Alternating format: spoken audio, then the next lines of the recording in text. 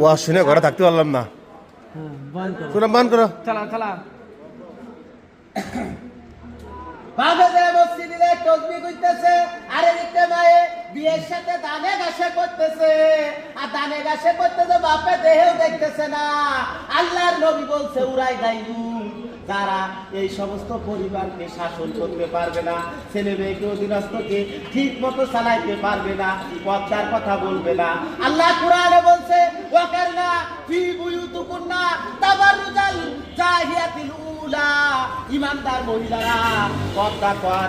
আল্লাহর নবী বলছে পর্দা তুমি এমন ভাবে করো কালো একটা বোরকা পরো, ওই বোরকাটা ঢিলা ঢালা হবে, তোমার শরীরের কোনো আকৃতি বোঝা যাবে না, তোমার শরীরের কোনো অঙ্গ প্রত্যঙ্গ বোঝা যাবে না।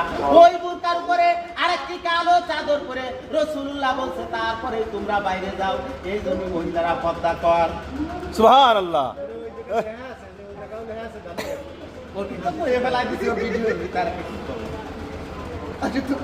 পরে কমানি হ্যাঁ, জানে গেছে।